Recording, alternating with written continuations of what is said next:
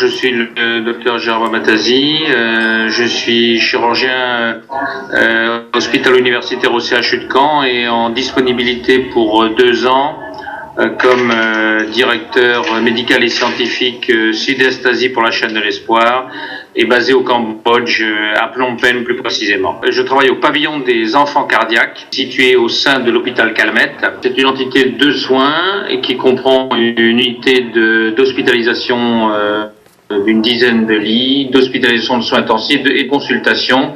Et à ce jour, il y a plus de 1600 enfants qui sont en attente d'intervention chirurgicale. La grande partie des enfants arrivent de province.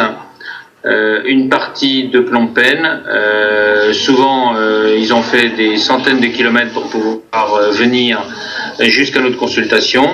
Un nombre de plus en plus important transite par les hôpitaux Kantabopa, qui sont les hôpitaux pédiatriques de Phnom Penh. Soit c'est des anomalies congénitales, des défauts de cloisonnement du cœur, qu'il faut réparer, ou ce qu'on appelle la maladie bleue, c'est la tétralogie de Fallot, ou sinon ce sont des maladies rhumatismales. Comme ici, il n'y a pas de prise en charge par le gouvernement, donc tout est payant, et que ce sont des familles extrêmement pauvres qui sont indigents, ils sont obligés de vendre un buffle, ils sont obligés de, souvent certains même, vendre leur maison pour pouvoir payer les soins.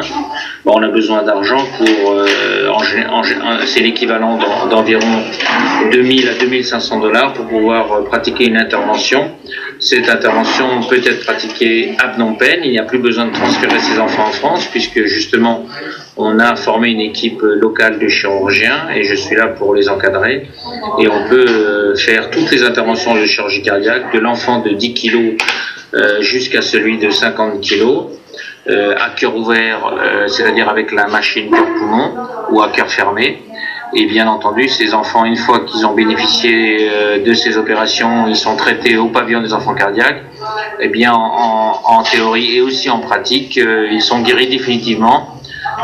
Et c'est pour ça que la chaîne de l'espoir ici a aussi un rôle social puisqu'il évite l'appauvrissement des familles. En effet, ces enfants-là constituent une charge pour les familles et constituent un appauvrissement supplémentaire pour les familles. Et le fait de les remettre dans la vie sociale permet de diminuer l'appauvrissement de ces familles et de permettre à ces enfants de retrouver une scolarité normale qu'ils n'ont plus depuis plusieurs années du fait de leur maladie cardiaque.